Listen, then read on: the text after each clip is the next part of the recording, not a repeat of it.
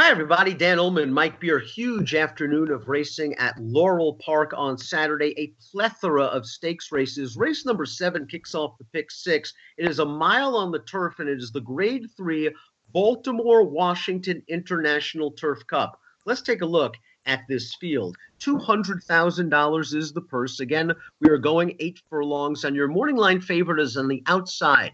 That's the number 8, Glorious Empire, who is returning from a long injury-induced layoff. And as we take a look at the Timeform U.S. pace projector, I found this pace projector curious. I know that McKagan is very fast out of the gate, and he likes to make the lead. But isn't that Glorious Empire's game as well? And it's hard to imagine with these two in here that it's going to be a blue bar scenario, which would favor a horse like McKagan. Yeah, I mean, you would think the Glorious Empire is going to go forward. Obviously, most of his recent really good races have been going a lot longer than this. So we'll see if they're on ascent here. But if they're on ascent, he's faster than everybody else in here early. McKagan expected to make the lead. If Golden Brown runs here, he's also cross-entered at Parks on the dirt. He's also cross-entered at Belmont on the dirt.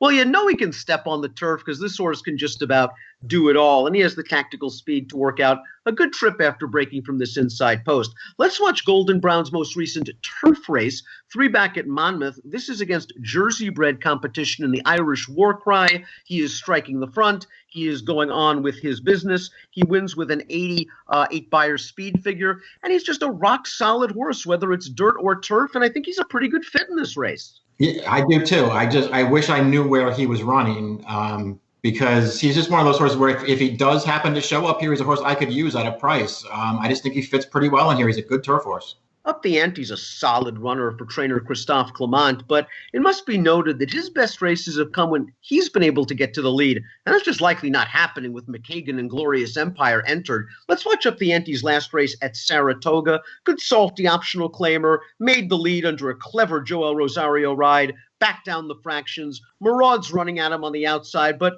Maraud's never getting past Up the Ante. These slow fractions just produced a race where there was very little closing going on. Yeah, he had a big advantage in here. He's just in a really tough spot in this race because there's too much other speed for him, it would seem. He's actually finished first 3 times on the turf, and in all 3 of those races, he absolutely walked on the lead, and he's just not going to get to do that in this race. Just Howard is versatile, and that should help him out. He's a very popular Maryland bred who won the Grade 3 Oceanport 2 starts back over the late rallying Divisadero. Divisadero got to Just Howard in mid-stretch. Just Howard said no way and got his head down on the wire. Last time out in the fine stakes, he was chasing a kind of a loose leader there. He finished evenly. I thought that was somewhat of a disappointing performance for Just Howard. I needed to see more as he was prepping for this tougher spot. Yeah, that wasn't his best race for sure, but I thought he ran well, too, back in the Oceanport. I thought he ran well in the Dixie also. So he has races that make him tough in here, Dan. Maybe this race will set up well for him with more speed developing than it looks like on that pace projector. There are things to like about this horse. Cullum Roan, played for 62.5 by Mike Maker back in May of 2018, has turned into a reliable stakes horse in his day, and his last race, the Old Friends, was one of his better days. We're going to watch him finish second. He ran well. He kind of made a move in the yellow blinkers into second. No one's getting to this horse on the lead. It seemed like you wanted to be forward at Kentucky Downs on this day. I thought Cullum Road ran okay. I think he needs to run slightly better to take these down, but is another horse that would benefit if Glorious Empire and McKagan occupy themselves on the front end. Yeah, I think he needs to run better, too. I'm a fan of this horse, but I don't necessarily love him in races like this. He ran fine last time in Kentucky Downs, the race we just watched, but it really wasn't as close as the final margin makes it look. I mean, McKagan was claimed for $16,000 a couple of times earlier this year at Gulfstream, and his last race was one for a $40,000 tag. But a lot of people forget that he's got a good amount of back class, and maybe Jason Service has found out what's ailed McKagan for most of 2019, because this race at Saratoga, he simply just showed this field his heels from the start. Let's go back to McKagan's race on August the 2nd, just blasting out to the lead, and this margin just speaks for itself. I mean, he broke the track record over a very hard turf course. The Beyer came back 95, and if he's able to get this lead again, he might take this field a long, long way. Yeah, I guess he could. You're right that he does have some back class as well. We're very familiar with this horse from New York. I've always been a fan of his, Dan. I've also never really trusted him there's always that thing in the back of your mind that Service just figured him out, and all of a sudden this is the horse he's going to be from now on. But I will definitely make him prove it in this race. Looks like the 6, Frontier Market, a fairly lightly raced 6-year-old, might be rounding back into his good form for trainer Chad Brown. He's won 3 out of his last 4 races.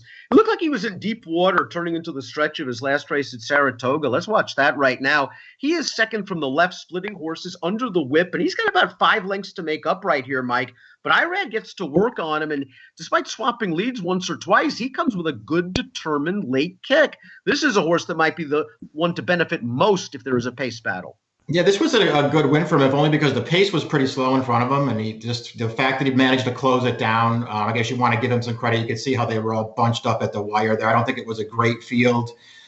He really started to take a step forward at the end of last year. I guess he's sort of carried it over into this summer, but he's got to do better than that against this field. Caribou Club won a couple of graded stakes races before the Connection sent him to Dubai to run a straightaway 6 furlongs, which I just don't think is his game against those kind of horses. He returned off the layoff with, I thought, a useful enough effort in the Highlander for his first start back. And then last time out, he was traveling smoothly every step of the way in the West Virginia Speakers Cup, just tracking on the outside, taking the lead, and putting that field away. These are better horses, but if you give him some pace, he's going to come running, and he likes Laurel. I think this horse is a strong contender. I do too. He ran really well last time. It wasn't against horses like this, but that was about as easy a win as you're going to see.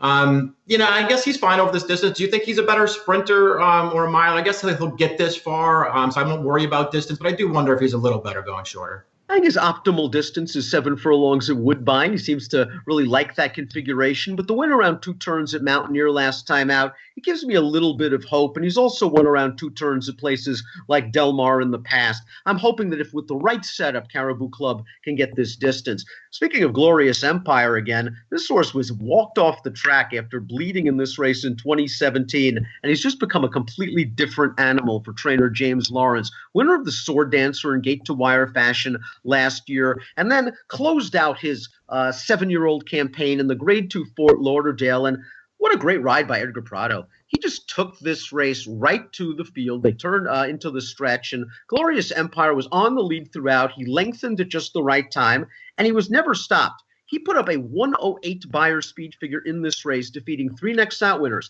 Now, the issue is this. He was going to run in that Pegasus World Cup turf after this strong performance. He came down with a suspensory injury and now is returning off about a 9.5-month layoff. He might need this race. Yeah, he might. And, we'll see if he's still the horse that he turned into last year. Because if he is, then he'll beat this field. And if he's not, then he's probably very vulnerable in here at, I guess, some kind of short price. We'll see how that all plays out. If he runs his best race, though, I just don't think this field can beat him.